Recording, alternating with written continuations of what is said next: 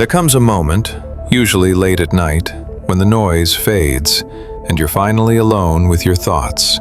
No distractions, no notifications, no one to impress, just you and an uncomfortable question rising slowly inside. Is this really who I want to carry into the next year?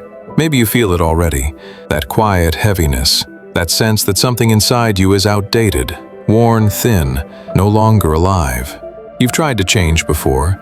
You made promises to yourself, new routines, new goals, new versions of you. And yet, here you are again. Same habits, same fears, same patterns dressed in different clothes. Does any of this sound familiar? Maybe you feel stuck between who you were and who you know you could become. Maybe you sense that time is moving, but you're standing still. Or maybe you're tired of dragging an old identity into a future that demands something new. Because deep down, you already know this truth. You cannot enter a new year carrying an old self. Not fully, not honestly, not peacefully. Carl Jung once said that real transformation is not about improving the old self, but about letting it die. And that idea is terrifying. Because if your old self dies, who will you be then? Before 2026 begins, you are being asked one question. Are you brave enough to let go? Or will you keep repeating the same year, just with a new number? Let's talk about why this feels so hard, and why it is absolutely necessary. The real problem isn't laziness. It isn't lack of discipline. It isn't motivation. The real problem is identity attachment. You are not stuck because you can't move forward. You are stuck because you are loyal to a version of yourself that no longer serves you. Society never teaches this. Instead, you're taught to upgrade externally. Better job, more money, more productivity, more validation. But internally, you are expected to stay the same. Same fears, same people-pleasing, same need for approval, same silence when you should speak. We live inside invisible timelines. By this age, you should be here. By this year, you should have that. By now, you should be someone else. And when you don't meet those timelines, you don't question the system, you question yourself. They once protected you. They once fit. But now, they only cause pain. You think your old self is safety, but it's familiarity. You think your old patterns are stability, but they are repetition. Stoic philosophers said it simply, what stands in the way becomes the way. Meaning, the very thing you're afraid to face is the doorway forward. Think of an orchestra. Every instrument has its moment, but if one keeps playing after its time, it ruins the harmony. Your old self had a role. Maybe it helped you survive. Maybe it kept you accepted. Maybe it kept you safe. But now, it's out of tune.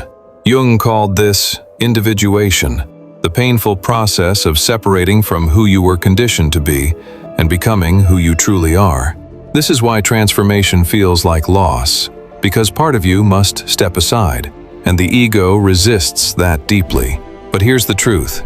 What you lose is not yourself. What you lose is what was never truly you.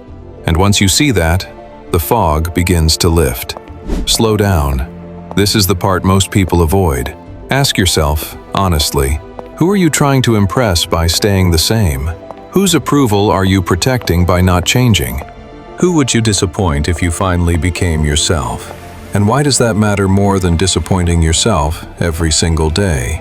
Sit with that. Jung believed the parts of you that scare you often carry your greatest potential. Resistance doesn't mean wrong, it means unfamiliar. Ask yourself, how much of your life is chosen consciously, and how much is lived on autopilot?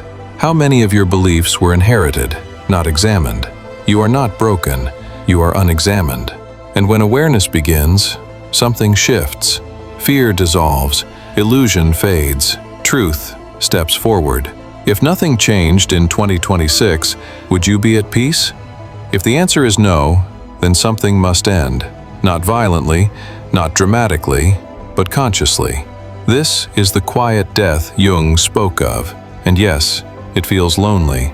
But loneliness is often the space where the real self finally speaks. When you stop being available to outdated versions of yourself, something magical happens. Your world becomes quieter. Your mind becomes calmer, Your relationships become clearer.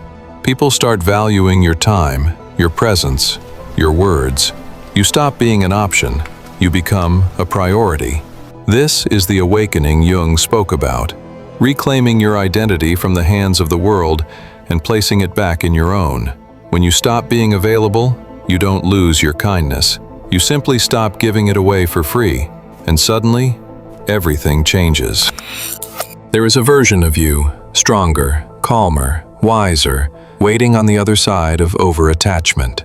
A version that respects its own time, a version that loves itself enough to say no, a version that moves with quiet confidence. You don't need to become cold. You don't need to become distant. You simply need to understand your worth. Because when you stop being available, not out of anger, but out of self-respect, the world sees you differently. People treat you differently. Life unfolds differently. Remember this, the most powerful person in any room is the one who does not give unlimited access to their energy. Protect your space, honor your worth, choose yourself. Because the day you let your old self die is the day your real life finally begins.